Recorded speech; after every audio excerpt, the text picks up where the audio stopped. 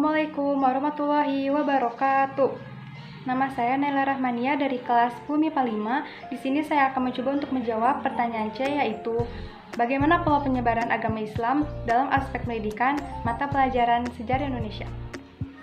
Para pedagang dari Timur Tengah mengemban misi penyebaran agama Islam melalui pengajian, yaitu dengan membuka lembaga-lembaga pendidikan keagamaan yang selanjutnya dinamakan lembaga pendidikan pesantren. Perkembangan selanjutnya lembaga-lembaga pendidikan Islam atau organisasi keagamaan ini banyak ditemui di tanah air, seperti Nahdlatul Ulama atau NU, Muhammadiyah, Persatuan Islam atau Persis, Persatuan Umat Islam atau PUI, dan Persatuan Tarbiyah atau PERTI. Melalui proses pengkaderan atau penggodokan itulah muncul para ulama-ulama yang ahli dalam bidang agama Islam. Para ulama yang telah memperoleh pendidikan tersebut kemudian menyebarkan dan menjadi ujung tombak dalam ikut menyebarkan agama Islam.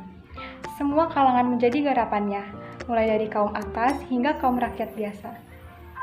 Ajaran Nabi Muhammad SAW tentang sampaikanlah dariku walau hanya satu ayat menjadi motivator bagi mubalik Islam pada saat itu untuk semakin bersemangat menyampaikan ajaran Islam.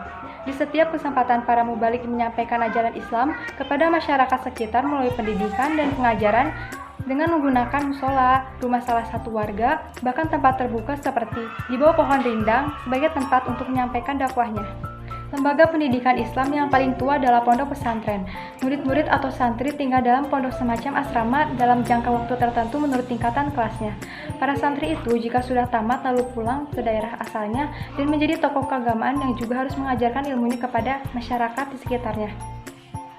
Dengan cara ini, Islam terus berkembang memasuki daerah-daerah yang terpencil.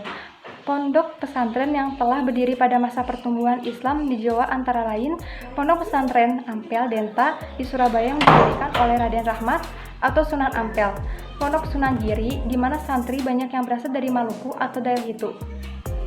Model ini juga dilakukan oleh para guru tasawuf atau sufi dengan disertai kemahiran dalam bidang magis atau mistis. Para sufi ini mudah menyebarkan Islam di kalangan masyarakat. Inilah yang dilakukan misalnya oleh Hamzah Pansuri di Aceh dan Sunan Panggung serta Syekh Lemah Abang di Jawa dalam mendakwakan Islam kepada muridnya.